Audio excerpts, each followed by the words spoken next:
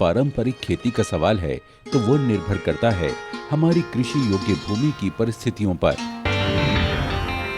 गांव चंपतपुर जनपद प्रयागराज के शिवसागर कुशवाहा के सामने भी यही चुनौती थी।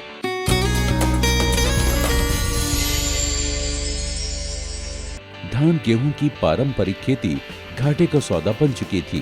भारतीय कृषि अनुसंधान परिषद के कृषि तकनीकी अनुप्रयोग संस्थान कानपुर के अंतर्गत कार्यरत कृषि विज्ञान केंद्र ने इनकी भूमि का परीक्षण किया और इन्हें गेंदे की खेती करने की सलाह दी।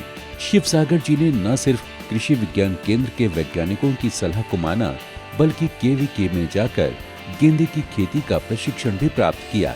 प्रशिक्षण प्राप्त कर लेने के बाद केवीके के वैज्ञानिकों द्वारा बताई गई विधि से इन्होंने अपने खेतों में गेंदे की बिजाई की और खुद की बनाई गई वर्मी कंपोस्ट का इस्तेमाल अपने खेतों में किया। फसल के दौरान केवीके के वैज्ञानिक और अधिकारी समय समय पर खेतों का निरीक्षण करने के लिए आते रहे और जरूरी निर्देश देते रहे। केवीके की सलाह, प्रशिक्षण और निरीक्षण और कुशवाहा जी की मेहनत से इनके खेतों में गेंदे की फसल लहलहा उठी। आसपास का वातावरण भी गेंदे के फूलों से महक उठा। पहले हम लोग परंपरागत ढंग से खेती करते थे सर, तो उसमें धान गेहूं में ज़्यादा फायदा हमको सर नहीं होता था। जब हम कृषि विज्ञान केंद्र इलाहाबाद के वैज्ञानिकों के संपर्क में आए तो उन्होंने हमको फूलों की खेती के बारे में जानकारी दी। फूलों की खेती में गेंदा की खेती करना चालू किए को 1000-2000 रुपया डेली फ़ायदा होने लगा।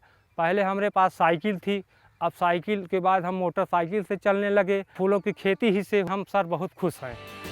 इसी के साथ एक अहम काम और भी हुआ, वो ये कि गांव की महिलाओं को रोजगार मिला और उनकी आय में भी इजाफा हुआ। आज कुशवाहा जी अपने खेतों में गेंदे की कामयाब खेती कर रहे हैं और 1 से 1,500 रुपए रोजाना कमाई कर रहे हैं।